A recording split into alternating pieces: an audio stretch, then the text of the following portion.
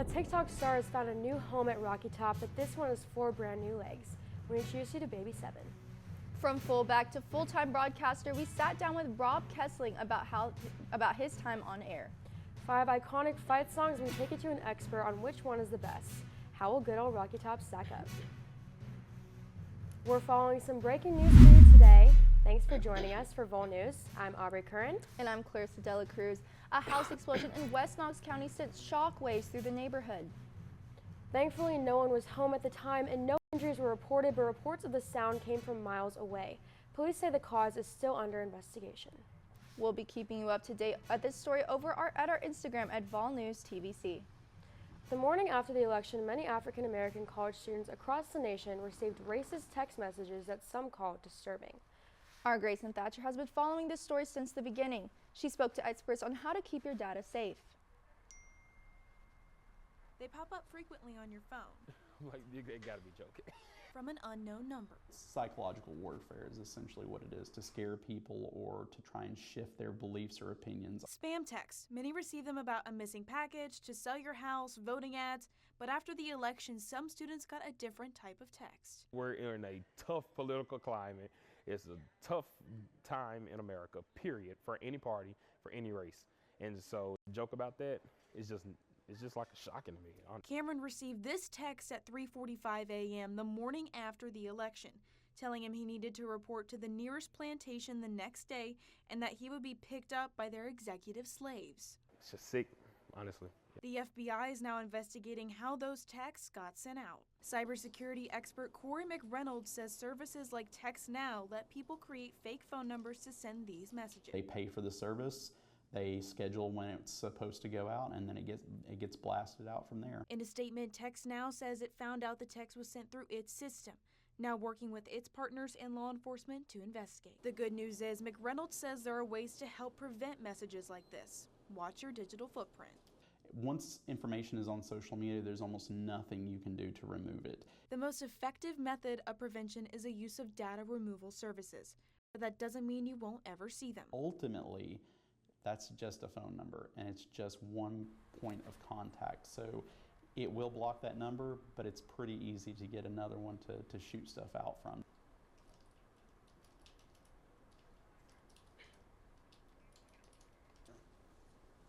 Another piece of advice Reynolds had was that you could text any spam number to 7726 and it will actually go to all of the major phone carriers. They will then block that number as spam or phishing. For the first time this football season, you might want to bring a jacket to face off against UTEP. Our chief weather specialist, Lauren Zaring, joins us now. Lauren? Thanks, guys. A cold front is moving in this week, and we are finally seeing some chilly temperatures. Game day this Saturday against UTEP will definitely be a cold one. Temperatures will be sitting around 50 degrees at kickoff and should not change much throughout the game. We'll experience some light winds, so make sure you bring a jacket to all game day festivities. Skies will be partly cloudy, but should hopefully clear up towards the end of the day Saturday. We'll talk about our full weekend forecast later in the show. Back to you guys. Thanks, Lauren. A bit of bittersweet news from the sports world was announced a few weeks ago. That's right. If you're a Vols fan, you've probably heard his voice. Our Zach Pelfrey spoke to the iconic voice behind some of the most memorable calls in Vol history. Zach? Yeah, guys, it was announced 2 weeks ago that voice of the Vols, Bob Kessling, was retiring. I had the opportunity to sit down with him earlier this week and learn about his time in the booth. And it's football time in Tennessee. I've always said that doing games play-by-play is the next best thing to playing. Bob Kessling, voice of the Vols. By Tennessee, Jawan Jennings.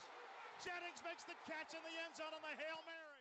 A voice heard around the state of Tennessee for generations, from fullback to full-time broadcaster. It's just hard to turn down your school when they call you. Kessling became the new voice of the Vols after John Ward retired in 1999. And John Ward trained me, and so I've had great confidence I could do this. Kessling has now been in the booth for 26 years. What's your motivation to get up and come to work every single day? Because you love it. I mean, how could you not love this? You know, being here and being involved in it. With being in the box as long as he has, there's been nothing short of great memories. There have been so many memories and so many games that it's just hard to pick a couple that really stand out, because sitting in this booth, if you don't get excited when they come running through the tee, you need to go do something else. And so he stayed, knowing that this is where he belonged. If I get hit by a bus headed to the parking lot, I'll be okay, because it's not going to get much better than this.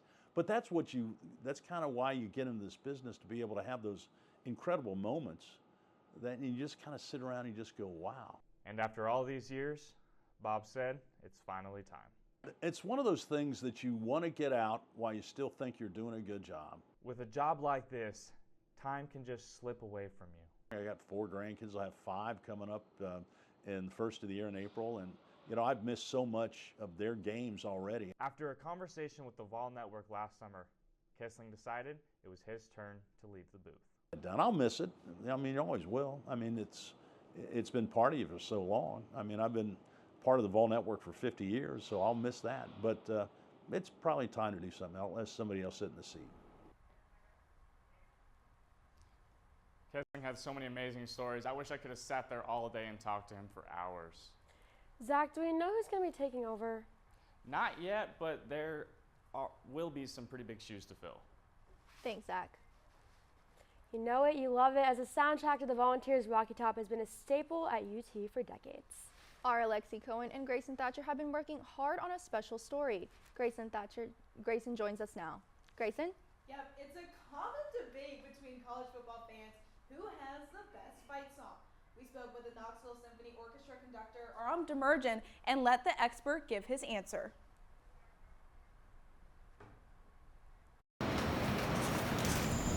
Music, by definition, is subjective. It speaks differently to each of us.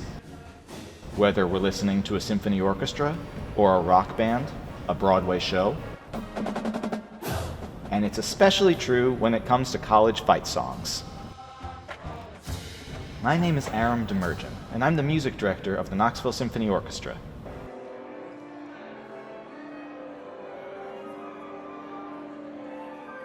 What makes a fight song great? It needs to be easy to learn and very singable. It also needs to be distinctive and original. And, of course, it needs to be inspiring. I have the awesome responsibility today of choosing the best, most effective college fight song based on objective, unbiased musical criteria alone. I have to be true to that responsibility. Here are our 5 finalists. The Notre Dame Victory March. Notre Dame's Victory March. It doesn't get much more iconic than that. Ba ba ba ba ba da da dum. It's just all scalar step. It doesn't require any extensive vocal technique at all. Just a slight knockoff because of all of the syncopations. Da da da da da da da da da. So we'll give a 5 for melody, a 4 for rhythm. Now, originality. No matter what team you're a college football fan of, you hear the Notre Dame Victory March and you know one of the schools that's playing in the game. Oklahoma's Boomer Sooner. We're going to start off with melody. Yum ba dum ba dum da dum ba. It's quite a repetitive melody, so that works in its favor. It's a classic march rhythm, very straightforward. 5 for rhythm. Boomer Sooner, Boomer Sooner, Boomer Sooner, Boomer Sooner. Points for being easy to learn. Michigan's The Victors. And full disclosure, my wife is a Michigan Wolverine, so I've got to tread very carefully here. A lot of really good things to say for the melody, a lot of stepwise scalar motion. Ba ba ba ba ba ba ba. Doesn't get much more straightforward and catchy and easy to learn than the rhythm to the Victors. So without saying much more than that, a 5. It is original, it is a classic, it gets a 5 for originality. USC's Fight On.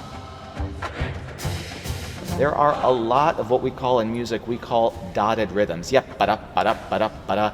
It's a galloping rhythm to be sure. You can't beat this song for originality. It was written in 1922 by, if you can believe it, it was written by a dental student at USC. That kind of tickles me a little bit, and so we're going to give it a 5 for originality. Rocky Top. Melody doesn't get much more straightforward. Ba ba ba ba ba ba. That's stepwise motion. Ya da da. Triadic motion. Ba ba ba da ba ba. More stepwise motion. So we're giving Rocky Top a 5 on melody. Good old Rocky Top, Tennessee. I heard that once and it was baked into me from the second that I got to Knoxville. Originality. Now, this was not written for UT, but it's also the only song out of these 5 that held a place on the Billboard Top 100. We see that Michigan and Tennessee are tied neck and neck with 18 points apiece, just edging out Notre Dame that has 17. It's pretty hard not to give both of these fight songs a 5. So to break the tie, here's my view on it. Rocky Top doesn't just represent a football team or a basketball team or a university.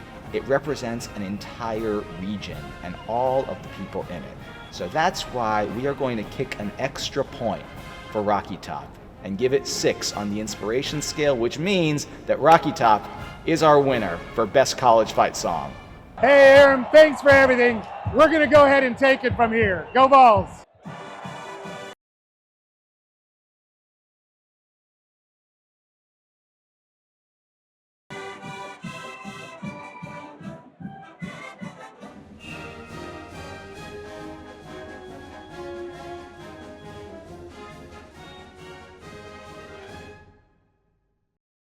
Student tickets can be difficult to come across, especially for a certain group of non-traditional students, such as our student veterans.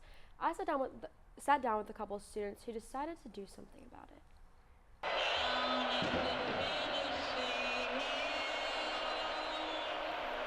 The most famous pregame entrance in all of college football.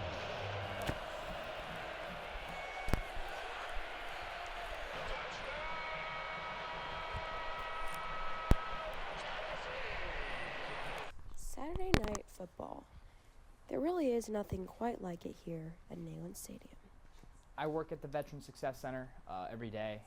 I interact with veterans on a daily basis. But UT Student Government Senator Kevin Ho says the current ticket point system puts a whole student population at a disadvantage. There's a huge proportion of the veteran community not being able to go to any home games this semester, and that's an issue. And that's when Ho partnered up with 2 other SGA senators to make a change. Since our veterans are often busy with other things, they're not able to get those T-points like some other students are, or maybe they're not involved in other student organizations. By introducing the Vol Veterans Student Tickets Bill. So not only did they serve our country, and I want to give back to them, and we want to give back to them, but just simply for the fact that it may be harder for them to attend other sporting events to get T-points than it is for some other students. Allowing for 500 tickets to be subtracted from the general population and allocated solely towards student, even faculty veterans for all home football games. This is just one way I feel like we can really give back to veterans, but specifically those who have made sacrifices and are now coming to get their education. The least we can do is welcome them with open arms and give them an experience to be a part of this student life and culture, and that is football. While the bill has just passed, it most likely won't go into effect until next football season. Kevin, Maddie, and Jordan also say they don't plan to stop with our school either, as they hope to inspire other major SEC schools. You can learn more about this bill through student government website sga.utk.edu under current legislation. A new Welcome Center is open in Knoxville, and it's in the Sun Sphere. The Sun Sphere has been going through many changes over the last 10 years. However, most recent include the Sun Sphere being painted blue, again, and the installation of a Welcome Center complete with solar power. Many who are part of the project said that they are proud to have worked on it and have been able to revisit some of the ideas presented in the 1982 World's Fair. I think it's just so awesome to be here today. And then, you know, this was a 10-year idea. If you want to visit, 2 years to bring it to life. And we're excited to see what visitors think about it.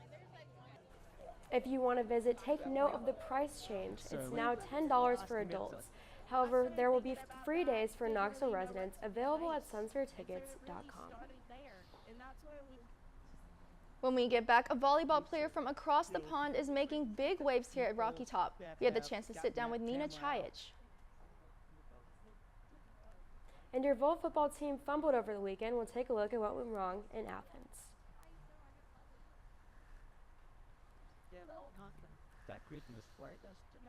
Whether it's our stories, the warmth of our laugh, or our family's secret sauce, we all bring something different to the table. So make some space. The power of connection is waiting right outside your comfort zone. Learn how you can help strengthen your community at belongingbeginswithus.org/teamup.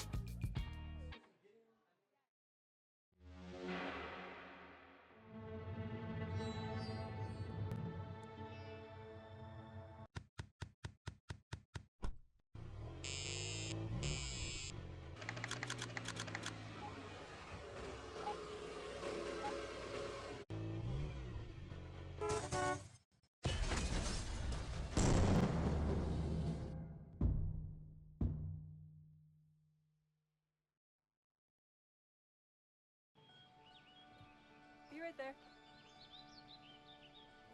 Wait. Use the shovel and bucket of water, remember? Drown, stir, drown, feel. Then make sure it's cool. Where'd you learn that? SmokeyBear.com. Brushed up on some tips before we left.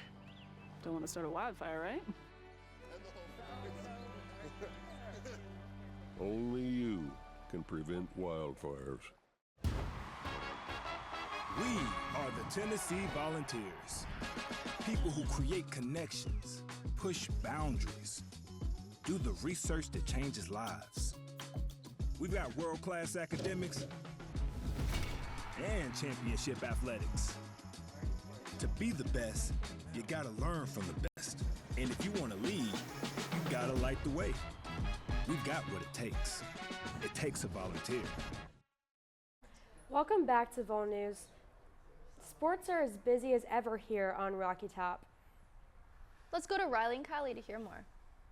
Hello and welcome to the Rocky Top Sports Report. My name is Kylie Atchison. And I'm Riley Haltom, bringing you up to date on all things sports here on Rocky Top. Kylie, let's start with some Vol football. Let's do it. Well, the Vols went down to Georgia and lost a hard-fought battle 31-17. However, we did see first quarter action from the Vols that has not been there in previous games this season. The Vols opened the game strong, stopping Georgia in their opening drive 3 and out. Gaining possession, the Vols put together an impressive opening drive, finished off by a touchdown from Miles Gisselman. The Vols then went up 10-0 after Max Gilbert hit a 52-yard field goal, the longest of his career. Tennessee defense stayed strong in the first half with leaders such as Will Brooks, Amari Thomas, and James Pierce Jr. Once again, Dylan Sampson led the offense with 19 carries for 101 yards and his 21st rushing touchdown of the season.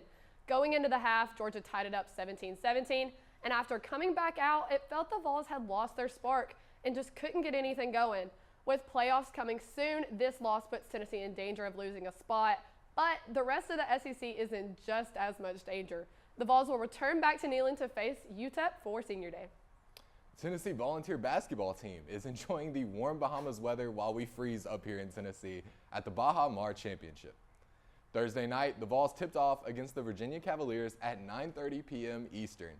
This was an ugly game, but the Vols escaped with a convincing 64-42 win over Virginia. Leading 22-21 going into halftime, the Vols leaned on Chaz Lanier scoring 26 points. Igor Milicic Jr. also reached double-figure scoring with 14 points and 8 rebounds. The Vols went on an 18-0 run at the end of the second half to put the game away. The Vols are back at home hosting the UT Martin Skyhawks next Wednesday. Tip-off is set for 4 p.m. The Lady Vols also took on the Bulldogs this past weekend and fell in a hard-fought 5-set battle. Peyton Chapman and Nina Chayich led the night in kills, both recording 17. Hayden Kubik recorded her 7th double-double of the season, tallying 18 digs, 13 kills, 4 assists, and 2 blocks. In the end, Georgia simply out-hit with a .240 hitting percentage compared to the Lady Vols' .182 hitting percentage.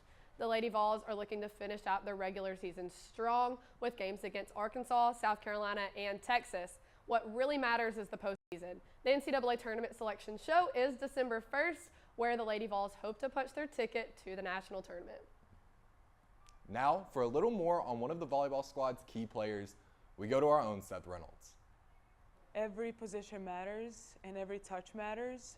So I think like as a collective, we do a lot in practice to help each other succeed. Nina Chaich has been on an absolute tear in the SEC. In just her 9th game on Rocky Top, she not only shattered the UT record for kills in a game with 42, but was also the first player in conference history to record more than 40 kills in a single match. Even right now, it doesn't seem as big as people say it is. I proved to myself that I can do this and that it doesn't matter where you put me or what you need from me, that I can still do it.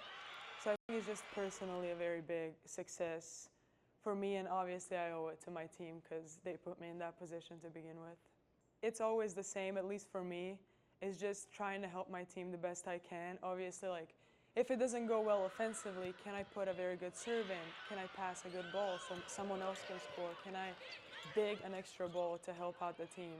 And I think that's on my mind, is always like, what can I do more to help my team at any point? While her coaches and teammates help her day in and day out here at UT, her family back home in Serbia helped her get where she is today. Her brother played collegiate volleyball here in the States, and both of her parents play professional volleyball in Europe. My dad, he's always texting me after the games saying, this is what you could have done, this here, like, good job doing this. So I think having volleyball be such a big part, you just grow up watching it and like hearing about it. It's always on TV. So it's like, I don't know if that is what got me into volleyball, but I'm loving it. So I'm just gonna say, like, having parents like that just supporting me always and knowing what I'm going through because they went through it before, is just like, just feels good. Nina doesn't plan to stop playing anytime soon.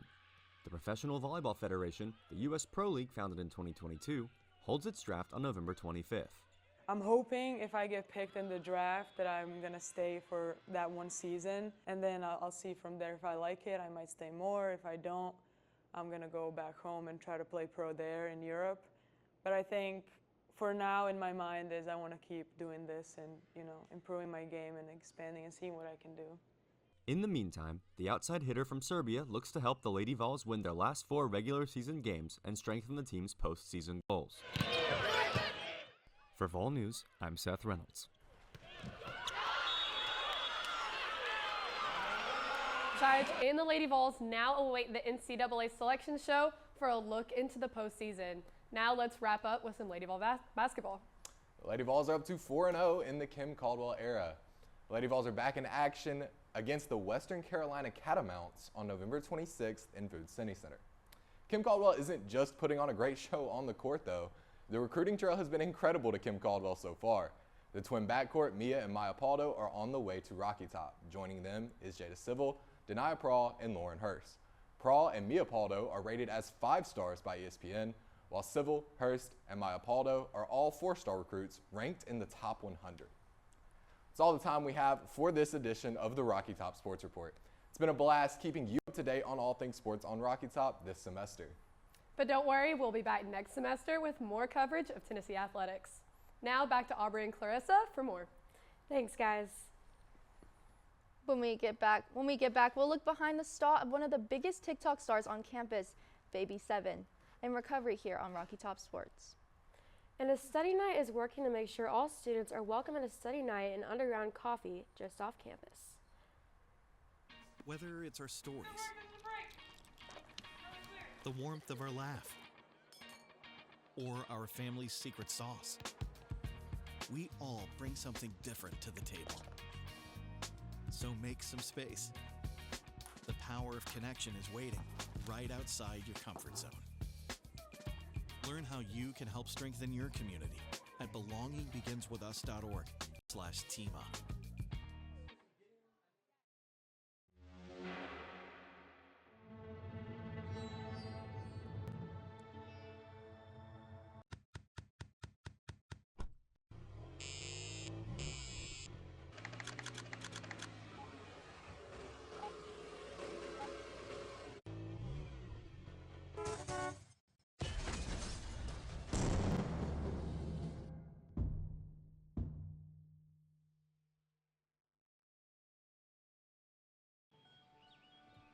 Be right there. Wait. Use the shovel and bucket of water, remember? Drown, stir, drown, feel. Then make sure it's cool. Where'd you learn that? SmokeyBear.com. Brushed up on some tips before we left. Don't want to start a wildfire, right? Only you can prevent wildfires. We are the Tennessee Volunteers. People who create connections, push boundaries, do the research that changes lives. We've got world-class academics and championship athletics. To be the best, you gotta learn from the best. And if you wanna lead, you gotta light the way. We've got what it takes. It takes a volunteer.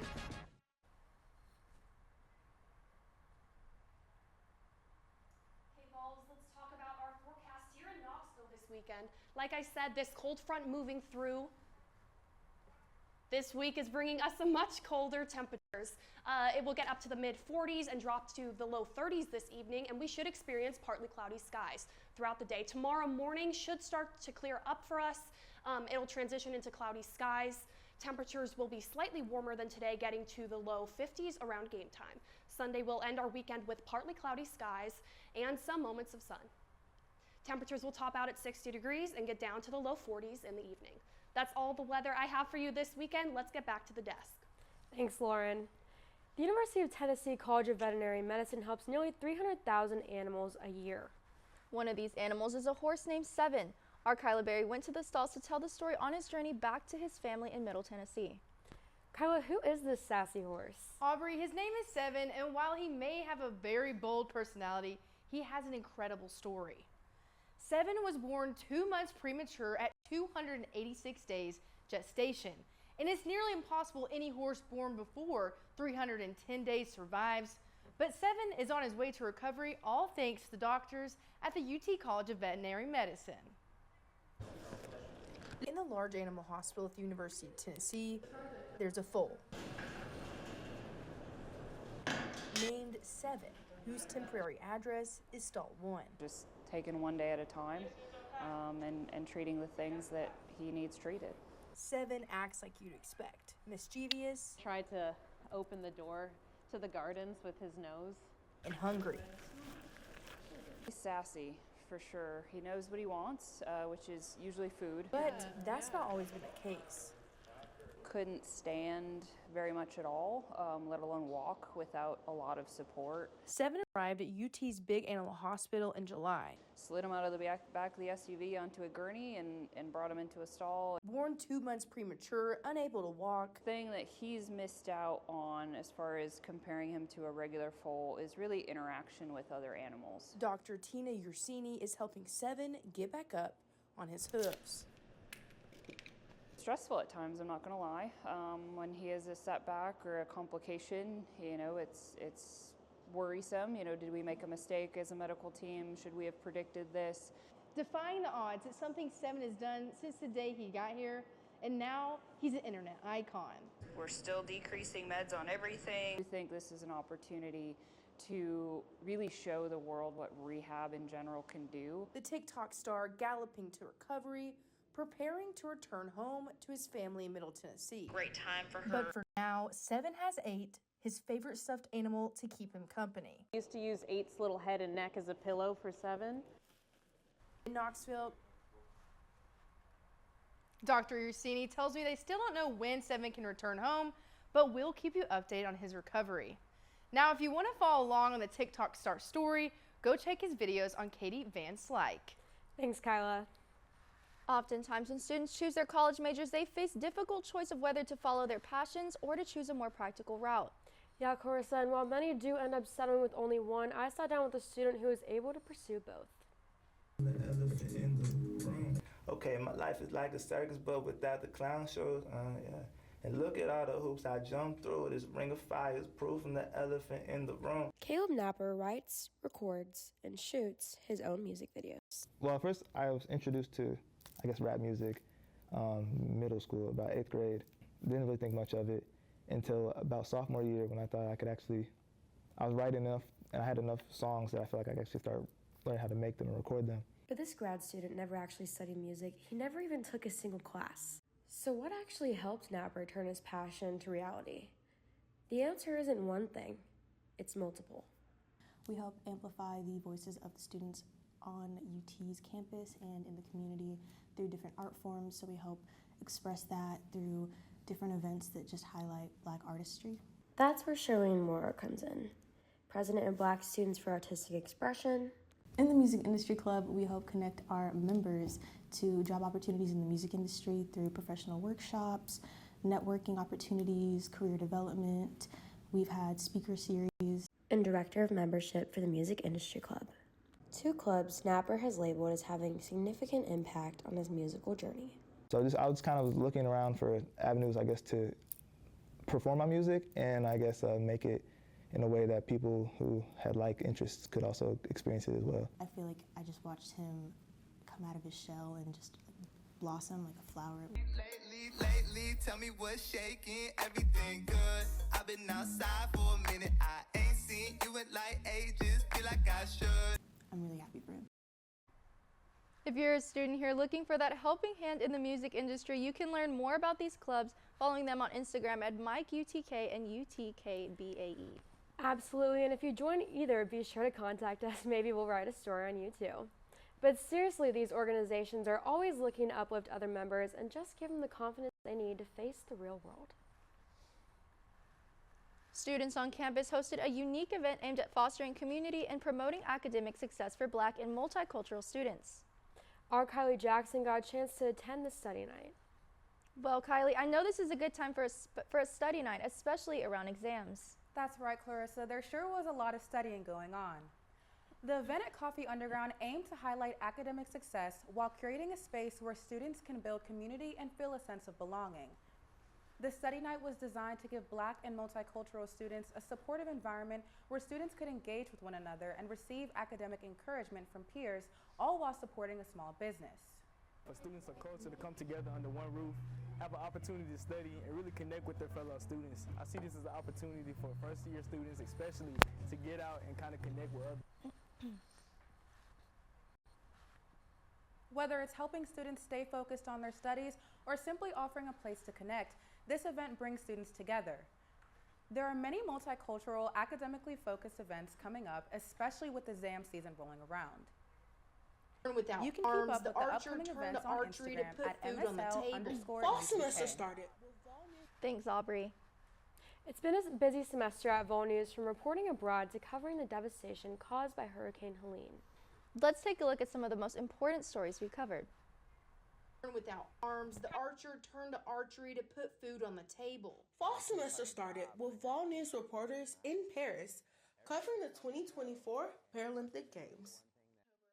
11-year-old Vol fan Nolan Turner was killed by a drunk driver last fall, but his love for Tennessee lives on. The Vol shop sold t-shirts with his design on them that you can still buy today. We followed breaking news. A box of explosives found in Knoxville. People in the area evacuated for days until officials safely disposed of the box. Breaking news tonight. Now, the Knoxville Fire Department is responding to a fire at Knoxville College destroying part of a vacant building. And we first brought you news of an attempted murder of a student on campus. One student was hurt and another arrested. 50 people have had to be rescued from their homes today. And here's Our why. Vol News reporters were on the ground for days, covering the devastating flooding in East Tennessee from Hurricane Helene. Vol stepped up to support people who lost homes and loved ones in the storms, creating and selling Mountain Strong merchandise. Proceeds went directly to the victims. Fans are now, if you take a look, they are ripping grass up from the field. We were on the field when the Vols took down Alabama for the second straight home game. Fans stormed the field and celebrated the Vols' victory on the third Saturday in October. And a one-on-one with Vols basketball star Zakai Siegler and his mom, after Vols stepped up to support after his family lost their home in a fire. And a first for Vol News, a live hour-long remote special newscast, Voting Matters, with live interviews and the stories that matter to you before you cast your ballot.